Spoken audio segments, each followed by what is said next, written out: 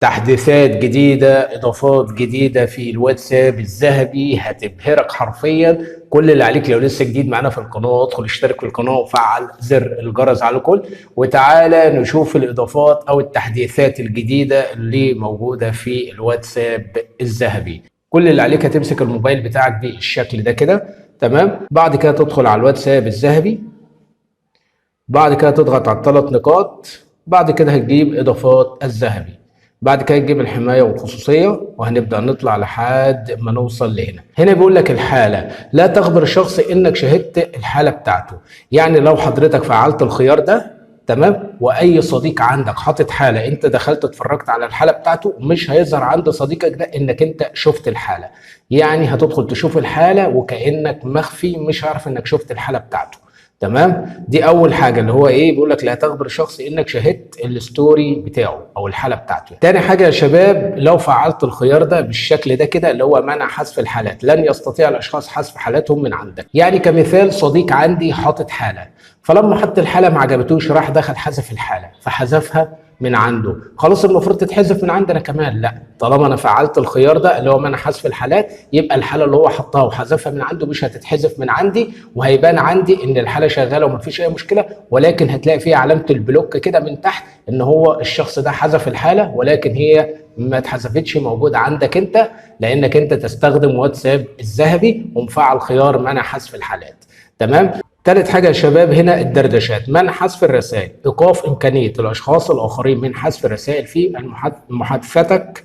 تمام. لو فعلت الخيار ده كده أي شخص بعت لك رسالة وحذفها مش هتتحذف من عندك. يعني انا كمثال مثلا بعت لك صوره ودخلت بعد ما بعت لك الصوره حذفتها، تمام، المفروض يبان عندك ان تم حذف الرساله دي، ولكن عندك انت طالما فعلت الخيار ده وبتستخدم واتساب الذهبي فالصوره هتكون موجوده عندك وعليها علامه البلوك، هتقدر تشوف الصوره، تمام، ولكن هتلاقي عليها علامه البلوك ان الشخص ده حذف الرساله دي. تمام. كذلك الامر لو بعت لك فيديو هتقدر تشوف الفيديو وهيظهر عنده ايه، وهيظهر عند حضرتك ان في علامه البلوك، ان هو بعد ما بعت لك الفيديو حذفه في نفس الوقت او رساله او ايا كان.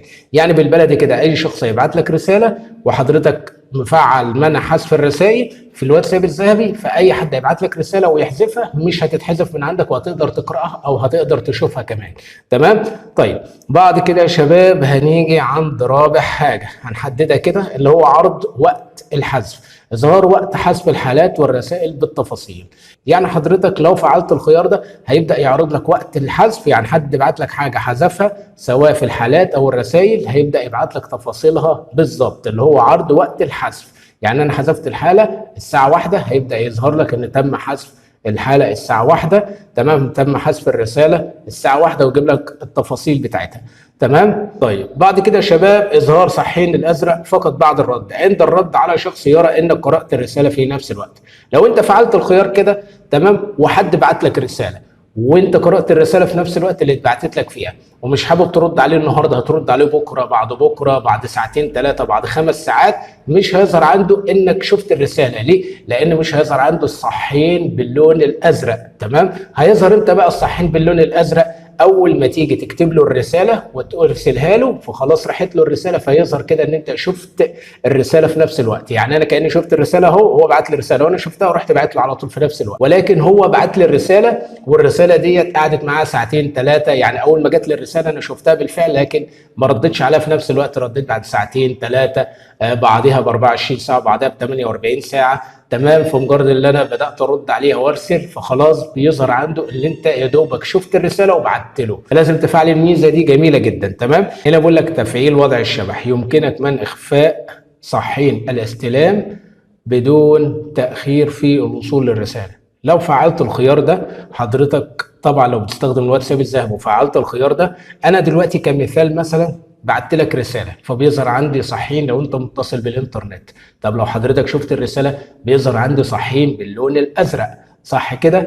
ايوه بالظبط كده، بيظهر عندي ايه؟ صحين باللون الازرق لو انت شفت الرساله.